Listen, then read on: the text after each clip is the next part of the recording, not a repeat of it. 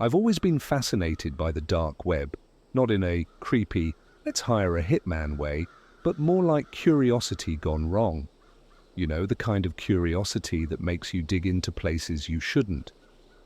It started as harmless browsing, forums, weird stories, nothing serious. But then I stumbled upon a private chat room titled Sentries of the Void. The name alone sent a weird chill through me, but I figured it was just some edgy nonsense. I was wrong. The chat was invitation only, which I thought was odd. Usually these things are open to anyone, especially when they're trying to scare people for kicks.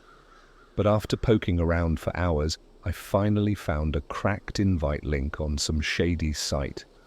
My heart raced as I clicked it, my screen flickering for a moment before a plain black page loaded. No graphics, no frills, just a single chat box. The chat was unsettling. Everyone in there seemed dead serious, talking about spirits, demons, and things they claimed to have seen or felt. It wasn't your typical internet roleplay garbage. These people seemed convinced. One user, named Voidseer, dominated the conversation. Everyone treated him like some kind of authority figure, like a priest in a cult. I don't know why, but I decided to say something. I typed, "This is all fake, right? Just a bunch of stories to scare people?" The response came almost immediately, but it wasn't from Voidseer. Another user replied, "You don't belong here." Before I could type back, Voidseer's message appeared.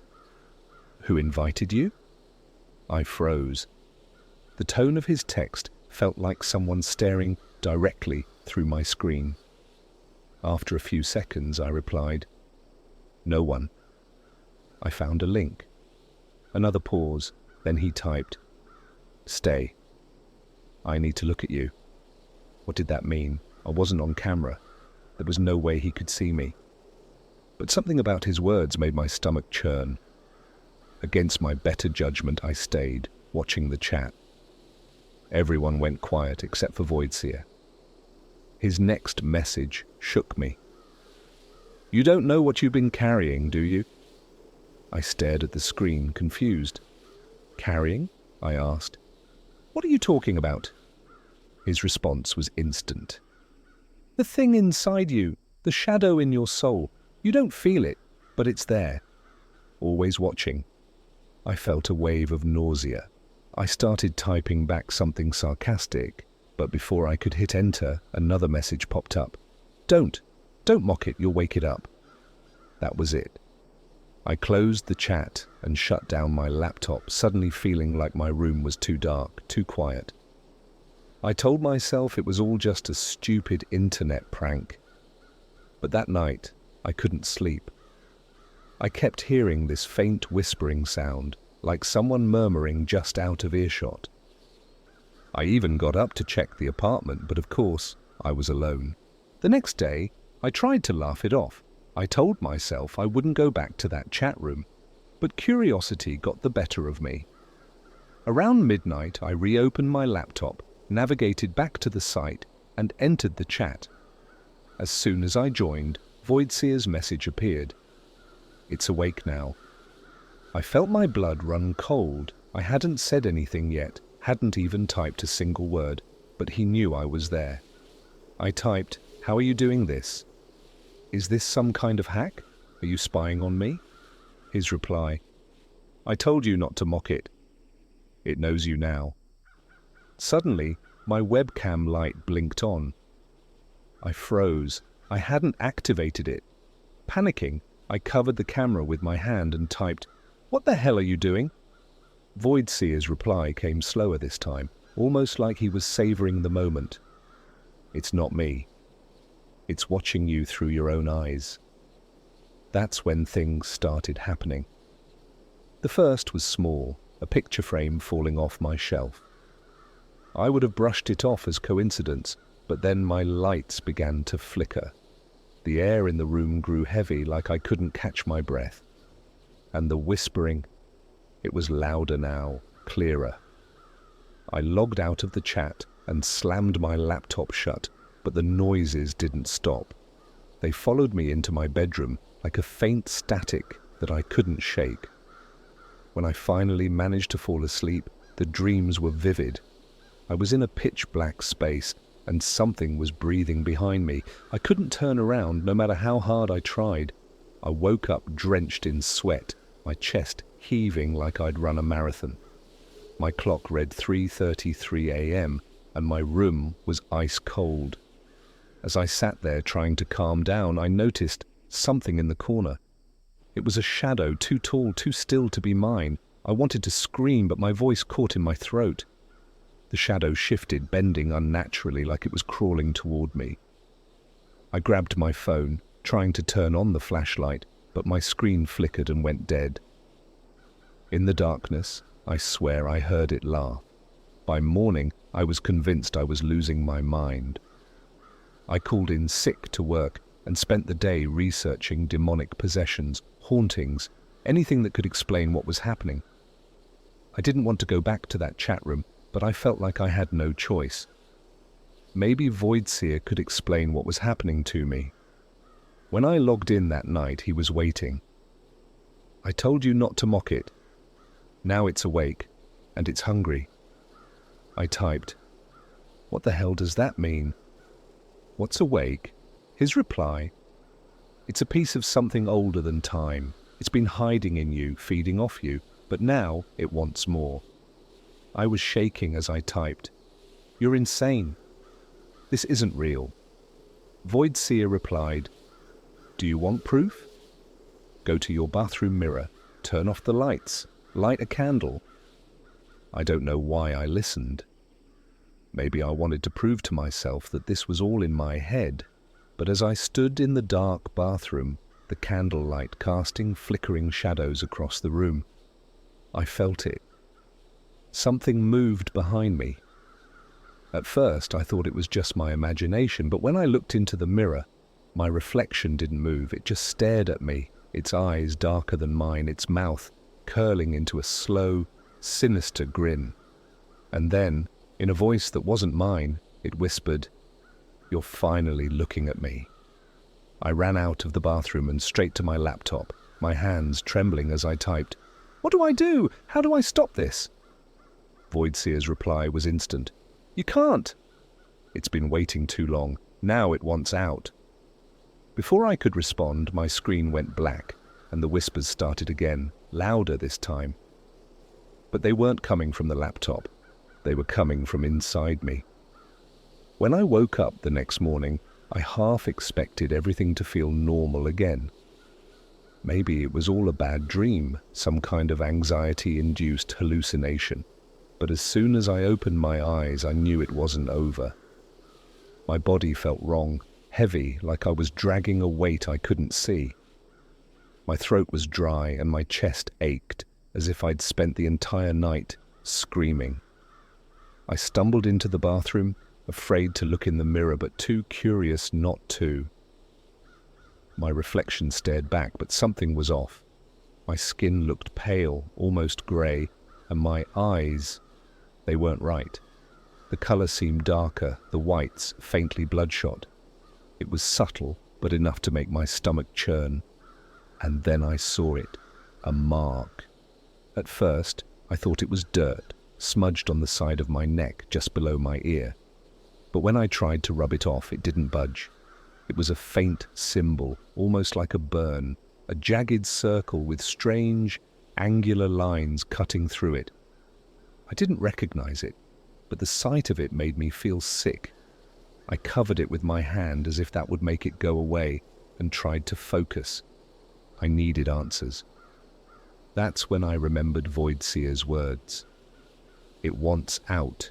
I didn't want to go back to the chat room, but at this point, I felt like I had no choice. I needed to know what was happening to me. Why me? What did he mean by, "it wants out"? When I logged in, Voidseer's message was already waiting for me. "You saw it, didn't you? The mark, it's the first step." I didn't waste time. I typed back, "What is this?" "What's happening to me?" He replied, "It's been using you as a vessel. That's what it does. It hides in people, dormant, feeding off their energy until it's strong enough to manifest. That mark means it's starting to surface. I stared at the screen, my fingers trembling as I typed, "Surface? What the hell does that mean?" His response was quick, blunt, and terrifying. "It means it's trying to take over. Piece by piece, it's replacing you." I slammed my laptop shut, my chest tightening with panic. The idea was ridiculous, impossible, but deep down I couldn't shake the feeling that he was right. I could feel it now, the weight, the coldness, the sense that something else was inside me, shifting just beneath the surface. The rest of the day was a blur. I tried to distract myself, but the mark burned like it was alive, pulsing every time I thought about it. My head ached, and the whispers were back, faint but persistent. It wasn't until later that night that things took a turn for the worse. I was lying in bed, staring at the ceiling, when I heard a noise. It was faint at first, like a low hum, but it grew louder and sharper until it sounded like claws scraping against the walls. I bolted upright, my heart pounding. The sound was coming from the living room. I grabbed my phone and turned on the flashlight, creeping toward the noise. My entire body was shaking, and every step felt like I was walking into a nightmare. When I reached the living room, it was empty. But the sound hadn't stopped. It was coming from the walls. No, not the walls, the ceiling. I tilted my flashlight upward, and that's when I saw it. A figure. It was pressed against the ceiling, its limbs bent at unnatural angles, its head cocked sideways like it was trying to figure me out. Its eyes were glowing faintly, and its mouth stretched into a grin that was far too wide for its face. But the worst part, it looked like me. I stumbled backward, nearly dropping my phone. The thing tilted its head further, as if amused by my fear. Then, in a voice that sounded like mine but twisted, distorted, it whispered, "It's almost time." I don't remember running to my room, but I must have, because the next thing I knew, I was sitting on the floor, my back pressed against the door, trying to catch my breath. My phone was still in my hand, the flashlight beam shaking wildly as I tried to calm down. I didn't sleep that night. Every time I closed my eyes, I saw the thing on the ceiling, its grin, its eyes. By morning, I felt like I was losing my mind. My reflection in the bathroom mirror looked worse than ever, paler, darker eyes, and the mark on my neck was brighter now, almost glowing. I couldn't take it anymore. I needed help. I logged back into the chat room, desperate for answers. Voidseer was there, waiting. "You saw it, didn't you?" he asked. "It looked like me," I typed. "What does that mean?" His response made my blood run cold. "It's not just inside you anymore. It's starting to separate, to create its own form." I sat there, staring at the screen, trying to process what he was saying. "What do I do?" I asked. "How do I stop it?" For the first time, Voidseer didn't have an immediate answer. His reply took longer than usual, and when it came, it wasn't reassuring. "You might not be able to. But there's someone who can help, if you're willing to pay the price." I didn't care about the price. I didn't care about anything, except getting this thing out of me. I typed back, "Who? What do I have to do?"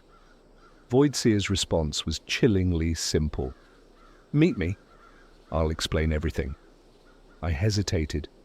Meeting someone from the dark web. It sounded insane, dangerous, but then I looked at the mark on my neck, felt the cold weight inside me, and remembered the thing on the ceiling. I didn't have a choice. "Where?" I typed. His reply was immediate. "There's an abandoned church on the edge of town. Midnight. Don't bring anyone." I should have said no. Every instinct I had was screaming at me to stay away, but as I stared at the mark in the mirror, glowing faintly like it was alive, I knew I had to go. I wasn't just fighting for my sanity anymore, I was fighting for my soul. I didn't tell anyone where I was going that night. How could I? Who would believe me? It wasn't just embarrassment or fear of being judged. I had this deep, gnawing feeling that if I told someone, the thing inside me would know. It would stop me. Or worse, it would hurt them. By the time I left my apartment, the mark on my neck felt like it was burning. It wasn't unbearable, but it was there, a dull, rhythmic throb that matched the whispers I couldn't shake. They had grown louder, more insistent, like static buzzing in my head. I could almost make out words now, fragments of sentences that didn't make sense. Almost time. We see you. Let it out. The drive to the church was uneventful, but every mile felt heavier, like the air itself was thickening. The further I went, the more the world seemed wrong. The streetlights flickered as I passed, and the shadows they cast stretched unnaturally long. Even the radio in my car started acting up, static, breaking through the music, faint voices whispering things I couldn't quite catch. When I finally reached the church, my stomach dropped. It was exactly as ominous as you'd expect, a crumbling stone building surrounded by overgrown weeds, its stained glass windows shattered, leaving jagged shards like teeth in an open mouth.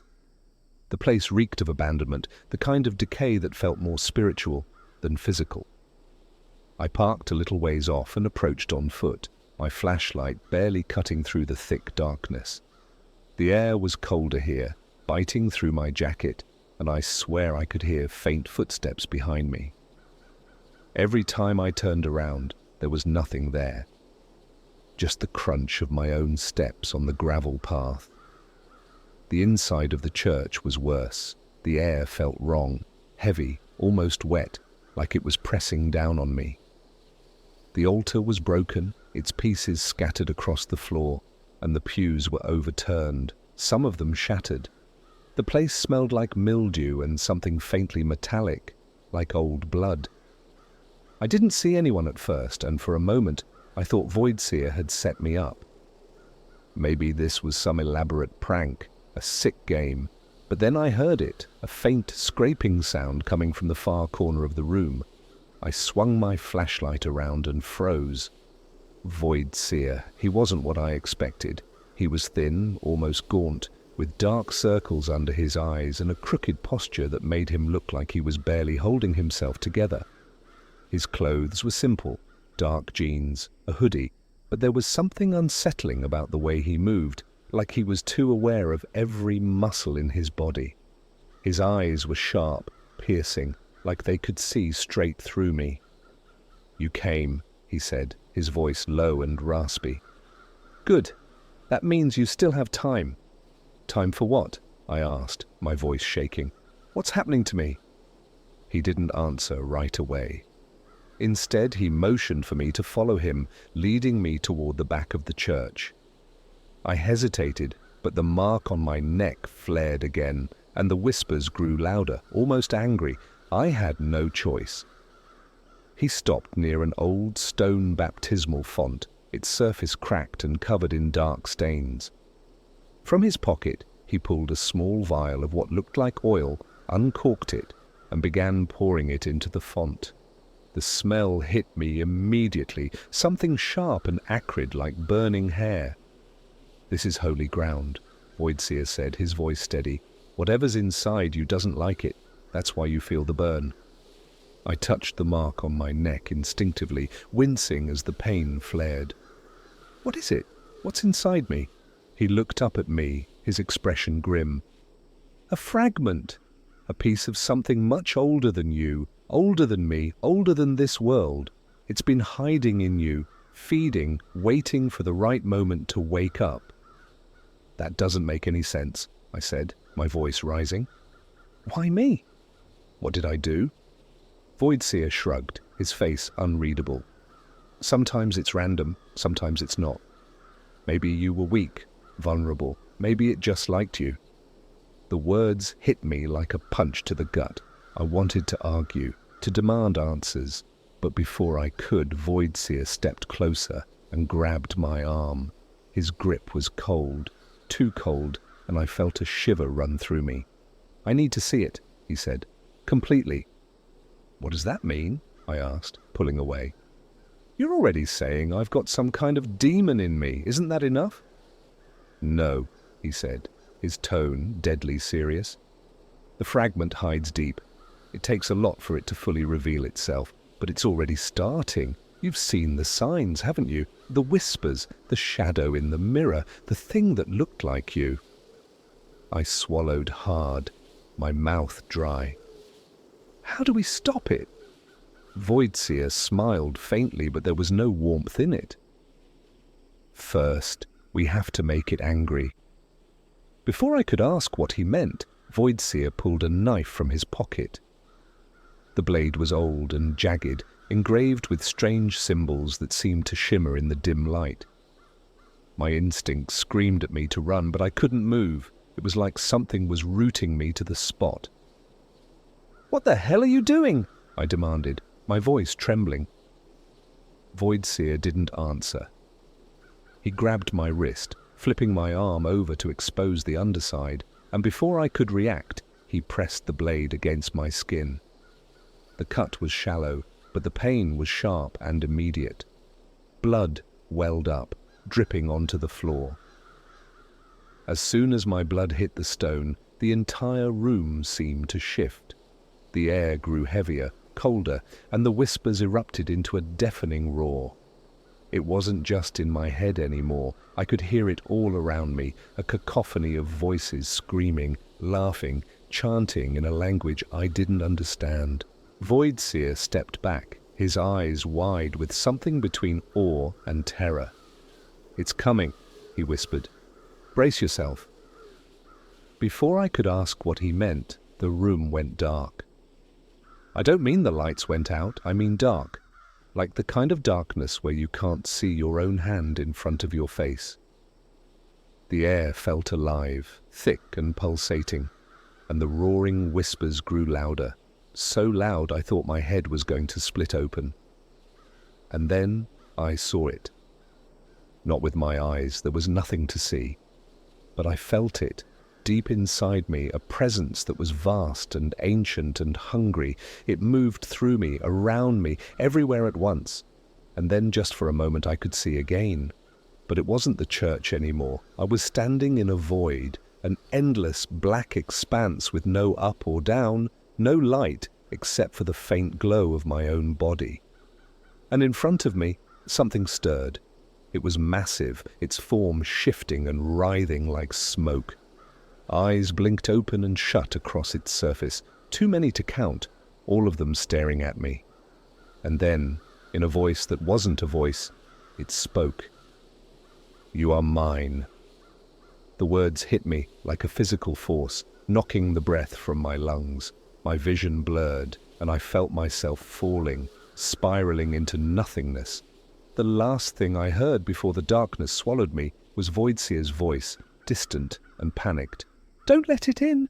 Fight it!" And then everything went silent. I woke up on the cold stone floor of the church, my body aching as though I'd been hit by a truck.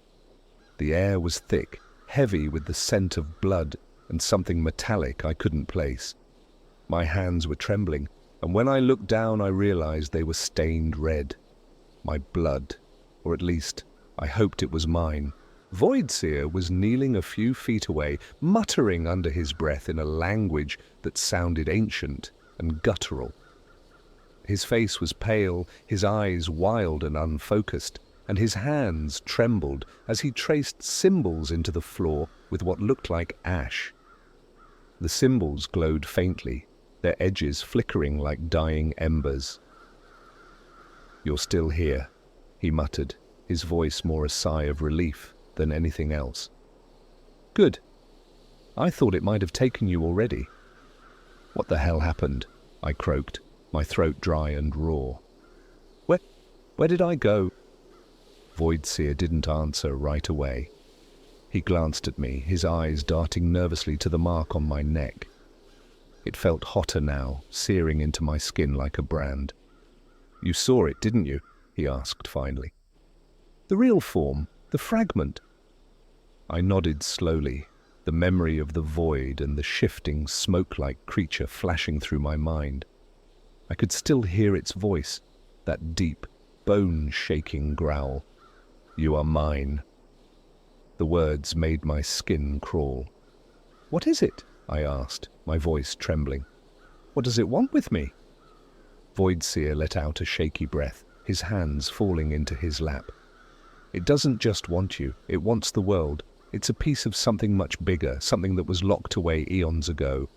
A fragment of the original thing broke free, and it's been looking for hosts ever since.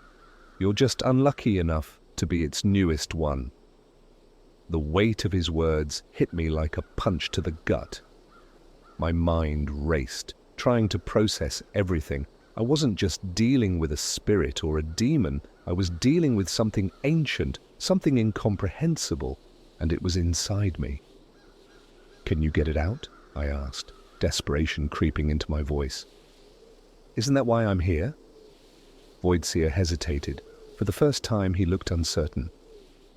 "I can try," he said finally. "But it won't be easy. And it won't be safe." I didn't care about safe. I just wanted this nightmare to end. "Do it," I said, my voice firm despite the fear clawing at my chest. "Whatever it takes, just get it out of me." Voidseer nodded, his expression grim. "Then you need to understand something. This thing, it doesn't let go easily. It's not just going to leave because we ask nicely. We have to force it out, and that means putting you through hell."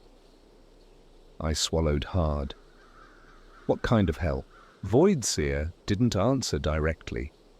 Instead, he got to his feet, moving with a strange urgency, and began setting up what looked like a makeshift altar in the center of the church. He placed candles in a circle, their flames flickering wildly, even though there was no breeze. In the center, he laid out a small black book, its cover cracked and worn, and a vial of something thick and dark that reeked of decay. "Lie down in the middle," he said, motioning to the space between the candles. "Once the ritual starts, you can't move. No matter what you see, no matter what you hear, you have to stay inside the circle. If you step out, it'll take you completely." His words sent a shiver down my spine, but I nodded and did as he said, lowering myself onto the cold stone floor. The candles cast long, eerie shadows on the walls, and the flickering light made the symbols on the floor seem alive. Voidseer began to chant, his voice low and rhythmic, the strange words vibrating through the air. The temperature dropped sharply, and the mark on my neck flared with a searing pain that made me cry out. My vision blurred, and the whispers returned, louder and more insistent, their voices overlapping until they became a deafening roar. And then it started. The pain was unbearable, like something was clawing its way out of my chest. I gasped, clutching at the ground as my body convulsed, every nerve on fire. The mark on my neck felt like it was burning straight through my skin, and I could see the faint glow of it reflected on the ceiling. The whispers turned into screams, high-pitched and inhuman, and I realized they weren't just in my head anymore. They were all around me, filling the church with a sound that made my ears ring and my stomach churn. Voidseer's chanting grew louder, more frantic, and the air around me seemed to warp and twist. Shadows moved where there shouldn't have been any, shapes that didn't make sense crawling along the walls and ceiling. And then, through the chaos, I saw it. The thing, it wasn't on the ceiling this time. It was standing over me, its form still shifting and smoke-like, its too many eyes staring down at me. But now it was clearer, more solid, like it was taking shape. Its grin stretched impossibly wide, and when it spoke, its voice echoed inside my head. "You cannot stop me. You are mine! I wanted to scream, to run, but my body wouldn't move. The thing leaned closer, its presence suffocating, and I felt its cold breath against my skin. The mark on my neck pulsed, and for a moment I thought I saw its jagged edges reflected in the thing's shifting form, like it was a part of it. Voidseer's voice cut through the chaos, sharp and commanding. "Now!" he shouted, and I felt something splash across my skin, the liquid from the vial, thick, dark and foul-smelling. It burned like acid where it touched me, and the thing let out an ear-splitting shriek, its form twisting and writhing as if in pain. The shadows in the room grew darker, deeper, and the air itself seemed to shatter. I felt the thing pull back, its grip on me weakening, and for a moment I thought it was over. But then, with a roar that shook the very ground, it surged forward, its form engulfing me completely. My vision went black, and the last thing I heard was Voidseer's voice, distant and panicked. "Hold on! Don't let it win!" And then the world disappeared. When I opened my eyes, I wasn't in the church anymore. The world around me was an endless void, blacker than anything I'd ever seen. There was no ground beneath me, yet I wasn't falling. The air was thick and suffocating, but I wasn't breathing. It felt like time had stopped, like reality itself had been peeled away, leaving me stranded in some primordial nothingness. And then I heard it. "Welcome home?" The voice came from everywhere and nowhere, deep and guttural, vibrating through my entire body. It was the same voice I'd heard in my dreams, in the whispers, in the thing that had stared at me from the ceiling. It wasn't just speaking to me, it was inside me, crawling through my thoughts, prying into my fears. I tried to move, but my body wouldn't respond. I was frozen, held in place by an invisible force, and in front of me something began to take shape. It wasn't like before when its form had been shifting and smoke-like. Now it was solid, towering over me with a presence so immense it made my chest feel like it was caving in. Its body was a mass of writhing shadows, constantly shifting and reforming, but its face, or what passed for a face, was clear. A gaping maw stretched across its head, filled with jagged, uneven teeth, and its eyes were pits of endless darkness staring straight into me. "You cannot fight me," it said, its voice shaking the void. "You are mine. You have always been mine." I tried to speak, to scream, to do anything, but the words caught in my throat. My mind felt fractured, like pieces of me were being stripped away, leaving only the raw, trembling core of my soul. Memories flashed through my mind, childhood birthdays, my first crush, the night I graduated high school, but they felt distant, like they were being pulled away from me. I could feel myself unraveling piece by piece. But then, through the chaos, I heard another voice. Voidseer. His words were faint, barely audible over the roar of the thing in front of me, but they were there. "You're still here," he said. "Hold on to that. Fight it. Don't let it take you." "How?" I tried to say, but no sound came out. My thoughts felt like they were being drowned in tar, sticky and heavy, pulling me under. "Let go," the thing whispered. "It's easier this way. You'll feel nothing. No pain, no fear, no anger, just peace." It was lying. I could feel the malice in its words, the hunger. It didn't want peace. It wanted to consume me, to hollow me out and wear me like a mask. Voidseer's voice grew louder, more urgent. "Focus on something real, something it can't touch. Your name, your memories, your life, anything. It's trying to erase you." My name. That seemed simple enough, but when I tried to think of it, the letters slipped away like water through my fingers. Panic set in, and the thing in front of me grinned wider, its teeth glistening in the void. "You're not strong enough," it growled. "You never were." It lunged at me, its form expanding, wrapping around me like a cocoon. The cold was unbearable, seeping into my bones, and the whispers in my head turned into screams, my own voice, over and over, begging for it to stop. I could feel it digging into me, tearing through the last barriers of my mind, and I knew I was losing.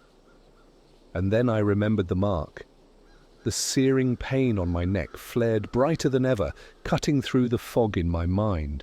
The mark was still there, burning like a brand, and for the first time I felt like it wasn't just a curse. It was a tether, something tying me to the real world, to my body. I focused on it, clinging to the pain, and through the haze I forced myself to speak. My voice was barely a whisper, but it was enough. "I'm not yours." The thing recoiled, its grin faltering for the first time. The shadows around me loosened, and I felt a surge of something, strength, defiance, maybe just desperation. I repeated the words, louder this time. "I'm not yours." Voidseer's voice broke through again, clearer now. "That's it. Push it out. Don't let it take anything from you." The thing screamed, a sound so piercing it made my entire body feel like it was being ripped apart. Its form began to waver, the edges of it flickering like a dying flame. I could feel it losing its grip, and I pushed harder, shouting the words over and over. "I'm not yours!"